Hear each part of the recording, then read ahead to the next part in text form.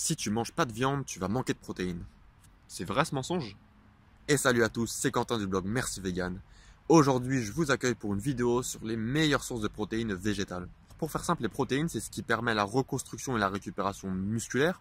Il y en a beaucoup dans la viande, dans le poisson, encore dans tous les produits d'origine animale, mais il y en a également dans les produits d'origine végétale. Et je fais cette vidéo pour t'expliquer premièrement ce que sont les protéines, mais surtout où trouver les protéines dans une alimentation d'origine végétale. Un par un, je vais tout détailler sur chacun de ces aliments, en expliquant bien sûr la teneur en protéines, mais également les principaux bienfaits de chacun de ces aliments. C'est parti. Pour commencer, un petit rappel sur le rôle des protéines. Alors les protéines, c'est un élément essentiel pour l'organisme. Elles proviennent en fait de ce qu'on mange, donc de notre alimentation. Et au sein du corps, elles deviennent des acides aminés qui permettent la croissance et la réparation de nos cellules. En outre, il faut savoir qu'elles mettent plus de temps à être digérées que les hydrates de carbone. C'est pourquoi bien souvent on a l'impression d'être plus rempli plus longtemps avec les protéines pour moins de calories absorbées. C'est finalement un allié pour ceux qui cherchent à perdre du poids ou à prendre du muscle. Concernant les bonnes sources de protéines, les produits venant des animaux, donc la viande, le poisson, les œufs ou encore les produits laitiers sont en général de très bonnes sources de protéines. Maintenant, il ne faut pas oublier que ces protéines d'origine animale comportent beaucoup de graisses saturées et de cholestérol. Voilà, pour rappel, il y a plusieurs types de graisses et les graisses saturées, ce sont de mauvaises graisses qu'on trouve principalement dans la viande. Et pour beaucoup de gens, on pense que manger beaucoup de protéines signifie manger beaucoup de viande, de poisson ou encore des œufs. C'est notamment le cas de la musculation, où on conseille de se tourner vers la viande blanche, mais la réalité est tout autre. Depuis le développement de la nourriture végane et de la prise de conscience des enjeux liés à l'environnement, on sait qu'il est tout à fait possible de prendre de la masse musculaire tout en étant végane. Il y a d'ailleurs plusieurs bodybuilders très célèbres qui sont véganes, et il est tout à fait possible d'être sportif et de bien récupérer, d'avoir une récupération optimale grâce à une alimentation végane saine et équilibrée. Voyons maintenant les 17 principales sources de protéines d'origine végétale. Le premier aliment est la spiruline. Alors la spiruline, c'est l'une des premières formes de vie sur Terre. Aujourd'hui, on la considère comme un super aliment, tant ses bienfaits nutritionnels sont nombreux.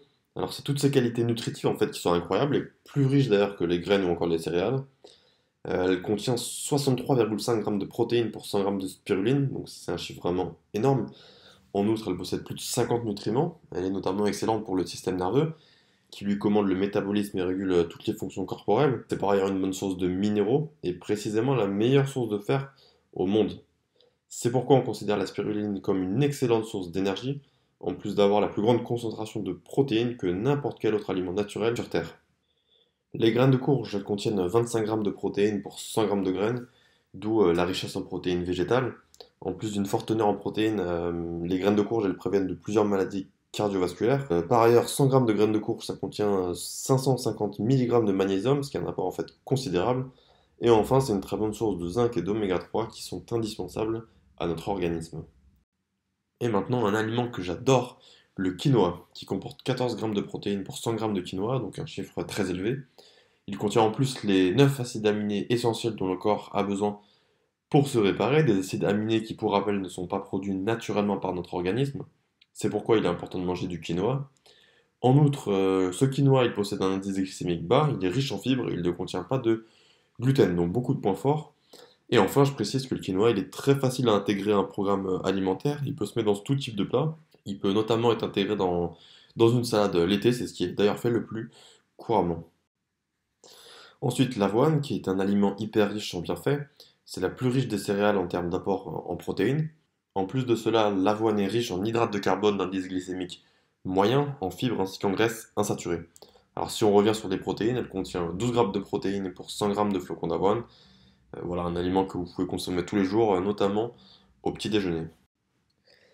Alors maintenant, les fruits à coque, qui ne sont malheureusement pas beaucoup consommés par la majorité des gens, mais qui sont pourtant excellents pour la santé et font partie des aliments riches en protéines. Alors non seulement riches en protéines, mais également riches en bonnes graisses, qui sont des graisses mono et polyinsaturées, ce qui les rend en fait essentielles au sein de notre alimentation.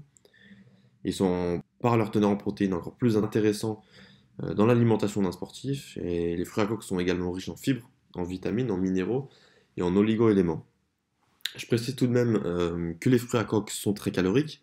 C'est le cas par exemple des amandes qui contiennent pour 100 grammes donc 570 calories, mais parallèlement 21 grammes de protéines, donc une teneur en protéines très intéressante. Et bien sûr, si vous consommez des fruits à coque, je vous conseille de les acheter sans sel ajouté. Voilà, parmi les principaux fruits à coque, on retrouve donc les amandes, comme j'ai dit, mais également les noix, les noix de cajou ou encore les noisettes. Alors maintenant les haricots, qui existent sous plusieurs formes, notamment les haricots blancs ou encore les haricots noirs. Le point commun de tous les haricots, c'est leur forte teneur en protéines végétales. Si on prend le cas des haricots rouges, 100 g d'haricots rouges contiennent autour de 14 g de protéines, donc un chiffre plutôt intéressant. Le grand avantage des haricots, si vous n'avez pas cuisiné, c'est que vous pouvez les acheter finalement tout prêt en conserve. Donc dans ce cas-là, vous n'aurez plus qu'à les passer quelques secondes à la poêle en évitant le micro-ondes pour les mauvais effets de ce dernier sur l'environnement. Alors maintenant, un aliment qui fait partie des légumineuses, ce sont les pois chiches, qui contiennent 19 g de protéines pour 100 g de pois chiches. Donc les pois chiches font partie des aliments protéinés excellents pour la santé. Ils peuvent en fait être intégrés à presque toutes les recettes. Donc on les retrouve dans les salades, le couscous ou encore en purée. Ils sont en fait très faciles à intégrer à votre programme alimentaire. Concernant la préparation, soit vous pouvez vous les procurer en conserve, donc de préférence biologique, soit vous les laissez tremper une nuit dans un bol d'eau pour pouvoir les consommer le jour d'après. Concernant la préparation, donc, en général on les mélange avec des légumes, avec des herbes. Finalement c'est délicieux et hyper facile à faire, et leur forte teneur en protéines va vous aider à couper votre sensation de faim, c'est pourquoi on les considère souvent comme un aliment clé du régime vegan. Je précise tout de même que le pois chiche n'apporte pas non plus tous les acides aminés nécessaires à l'organisme, c'est pourquoi on conseille de les compléter avec des céréales ainsi que des fruits à coque pour les manger. Alors maintenant parlons du tofu, fait à base de soja. Plus généralement, les aliments venant des germes de soja sont l'une des meilleures sources de protéines végétales. Si on se penche maintenant sur le cas du tofu, il contient 19 g de protéines pour 100 g de tofu, et ses qualités nutritionnelles sont très nombreuses puisqu'il contient tous les acides aminés essentiels à notre corps. De plus, parmi ses bienfaits, il réduit le taux de mauvais cholestérol dans le sang, il lutte contre l'hypertension artérielle, et ses isoflavones permettent de diminuer le risque de plusieurs maladies cardiovasculaires. Alors je sais que vous allez me dire, le tofu, certes, il a des bienfaits, mais c'est pas très bon, il a pas beaucoup de goût. Alors oui et non, parce que le tofu, il a certes une mauvaise réputation, mais le secret réside dans la manière de le cuisiner, dans la manière de le préparer. Si on n'ajoute rien, si on le consomme tel quel, sans épices, sans sauce, il n'a pas de goût. Mais bien cuisiné, bien assaisonné, ça peut être en fait un vrai régal. Personnellement, ma recette favorite, c'est de le faire griller 3 à 4 minutes par face dans une poêle en ajoutant durant la cuisson un peu de sauce soja et des herbes, et vous verrez que le résultat est absolument délicieux. Parlons maintenant du tempeh, qui est également fait à base de germes de soja, comme le tofu.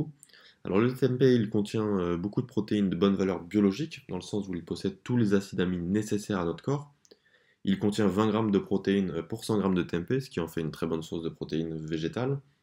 Si on fait la comparaison avec le tempeh est en général moins connu que le tofu, mais il est pourtant tout aussi riche en bienfaits nutritionnels, si ce n'est plus. Et suite à sa fermentation, le tempeh présente une grande biodisponibilité en plusieurs éléments nutritifs. Il est notamment une source importante de fibres alimentaires, avec environ 3 g de fibres pour 100 g de tempeh, alors que le tofu parallèlement ne présente lui que très peu de fibres. Le tempeh est en plus donc une très bonne source de protéines, comme on l'a dit, près de 20%, et il contient environ 3 fois plus de cuivre que le tofu, et il contient plus de potassium si on reste sur la comparaison entre les deux aliments. Par ailleurs, le tempeh est riche en phosphore et en magnésium, il est également riche en vitamines, et contient beaucoup de bons gras qui sont des acides gras monoinsaturés et polyinsaturés. Maintenant, on va parler d'un super aliment qui s'appelle les graines de chia. Alors, les graines de chia, elles font partie des meilleurs aliments protéinés. Elles sont pas toujours très connues, très peu consommées en fait. Elles contiennent parallèlement beaucoup de protéines, donc 5 g de protéines pour 30 g de graines de chia, donc c'est un taux très intéressant. Par ailleurs, par leur forte teneur en fibres, elles contribuent à une parfaite santé intestinale et à la bonne santé de notre appareil digestif.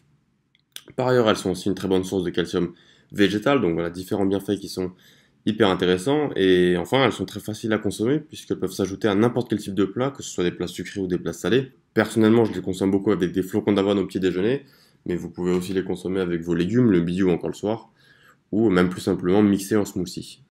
Alors maintenant, un autre type de graines qui sont en général moins connues que les graines de chia, ce sont les graines de chanvre, qui sont une excellente source de protéines.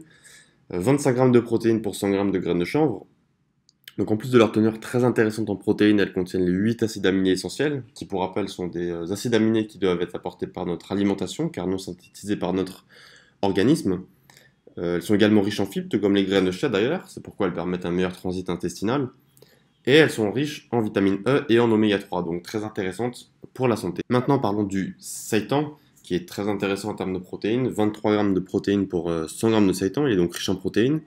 Et il est riche qui plus est en acides aminés essentiels. Alors au départ, en fait, le seitan, il est préparé à base de farine de gluten de blé, cuit dans un bouillon, et des sauces soja qui sont elles aussi une bonne source de vitamines et de minéraux. Une portion de seitan apporte entre autres de la vitamine C et plusieurs minéraux, nutriments comme du fer notamment, sans compter la grande quantité de protéines végétales comme on l'a dit, ce qui le rend très intéressant pour les sportifs. On le surnomme également la viande végétale, puisque sa teneur en protéines est similaire à celle de la viande.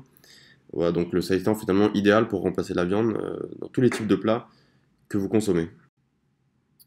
La poudre de cacao.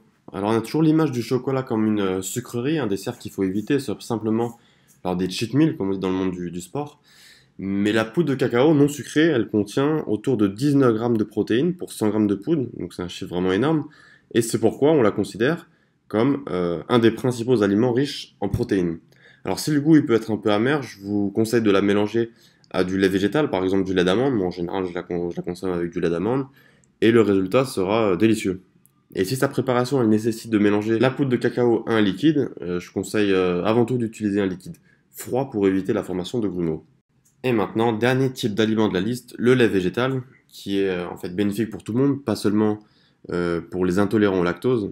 Alors le lait végétal, il peut être ajouté à tout type de régime alimentaire, à condition qu'il soit sans sucre ajouté. Dans l'idéal, c'est même mieux de le consommer sans sucre tout court. Alors le lait de soja, c'est celui qui est le mieux fourni en protéines, qui possède 4 grammes de protéines pour 100 grammes de lait, mais il existe aussi différents types de lait, comme le lait d'amande, qui est montré sur la photo, ou encore le lait d'avoine ou le lait de riz, qui d'un point de vue teneur en protéines comme d'un point de vue intestinal, sont hyper intéressants. On les conseille notamment pour remplacer le lait de vache, qui ne fait bien sûr pas partie de l'alimentation végane. Et voilà, c'est terminé pour cette vidéo sur les meilleures sources de protéines végétales. J'espère qu'elle t'a plu, surtout si c'est le cas, tu peux laisser un petit pouce bleu et t'abonner à la chaîne YouTube en cliquant sur le bouton en dessous de cette vidéo. Cela m'aidera énormément pour continuer à faire ce genre de vidéos.